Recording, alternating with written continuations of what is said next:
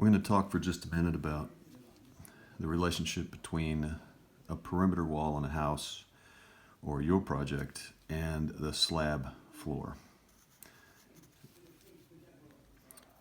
If this is the outside edge of the slab floor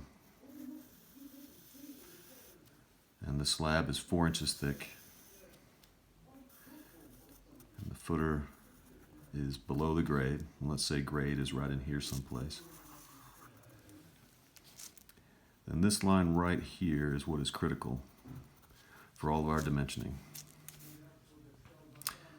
Now, we have decided in our project to use grid lines to enumerate those kinds of places. So let's say that this is grid line A.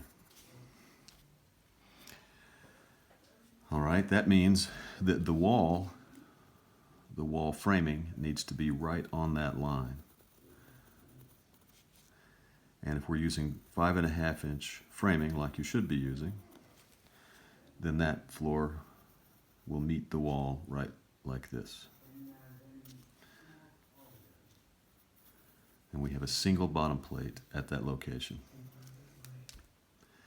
So in reality, that bottom plate looks something like this.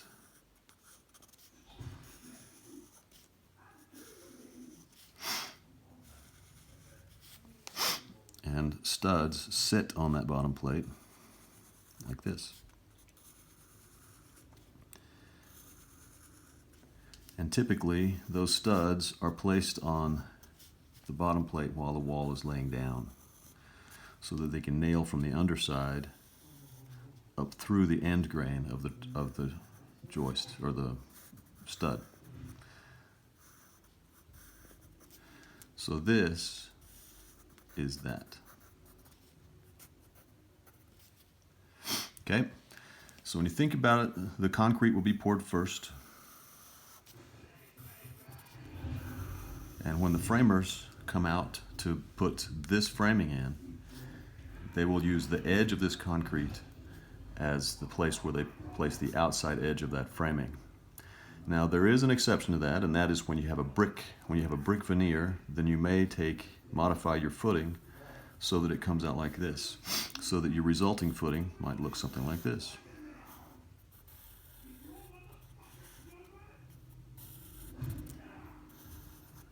In which case the grid line is here.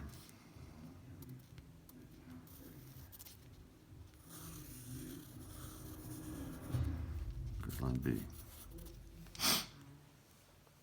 All right.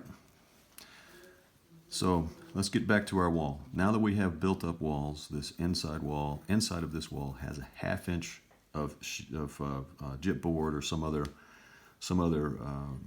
finished material that you have selected.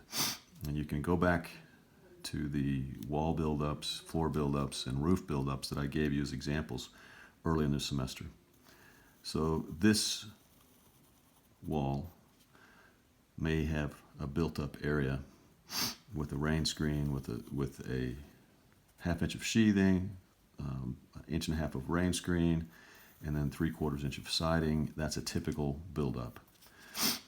Now, this is what your wall might look like. And if you go back into the properties of this wall, you can unlock these layers and you can pull them down to here. That helps prevent water from being able to work its way in through here into the floor, or onto the floor to the inside. And then we come back in and we put our insulation in here like this. All right.